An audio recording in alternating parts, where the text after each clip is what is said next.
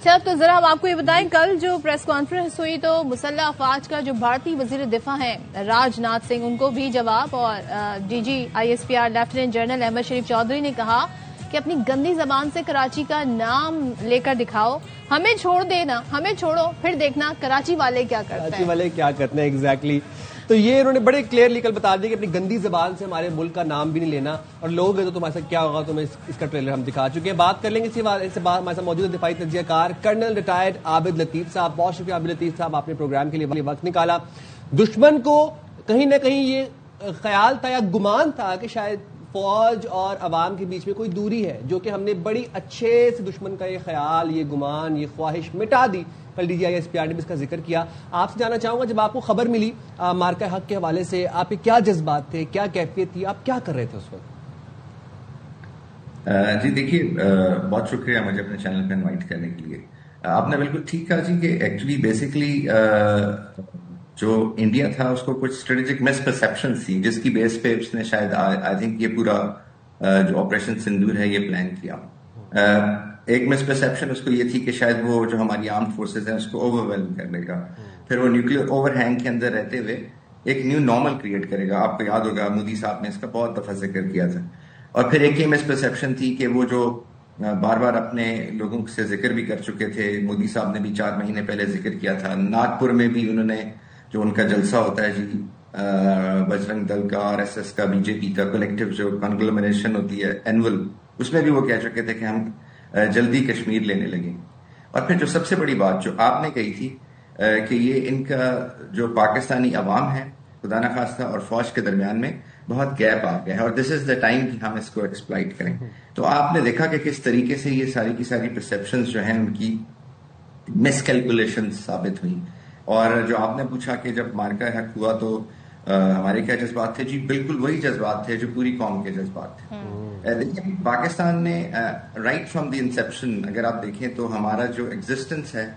اس کو تھریٹ ہے، اور اس پہ تھریٹ کس سے ہے؟ لوگ بڑے آرام سے کہہ دیتے ہیں کہ جی پاکستان جو ہے وہ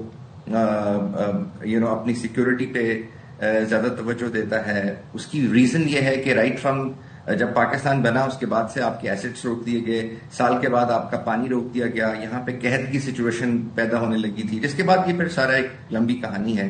کس طریقے سے پھر یہ ڈیمز اور کینالز بنائی گئی۔ عابد صاحب، یہ کہنا تو بڑا آپ کہتے ہیں نا انفیئر ہوگا، کیونکہ بھارت کا آپ دفاعی بجٹ دیکھیں، ان کا جنگی جنون دیکھیں، ان کا بیانیہ دیکھیں، ہر وقت کی دھمکیاں دیکھیں،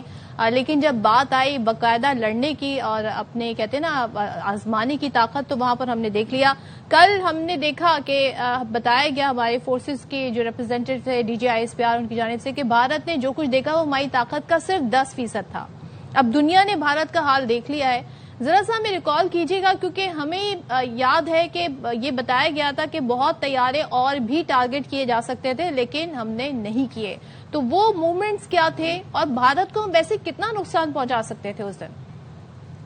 دیکھیں جی، یہ انہوں نے بالکل میٹافوریکلی ٹھیک کہا، ظاہر ہے بہت کیلکولیٹو ٹرمز میں تو وہ بالکل نہیں اس کو کہہ سکتے تھے، لیکن ظاہر ہے لوگوں کو سمجھانے کے لیے دیکھیں بات یہ ہے کہ جب وہاں پہ 120 ایئر کرافٹ اسکریمبل ہوئے تو وہ 120 ایئر کرافٹ جو اسکریمبل ہوئے تھے وہ کسی وہ ایئر پکنک کے لیے نہیں تھے، وہ ان کا ٹارگٹ پاکستان کے اندر اسپیسیفک ٹارگٹس تھے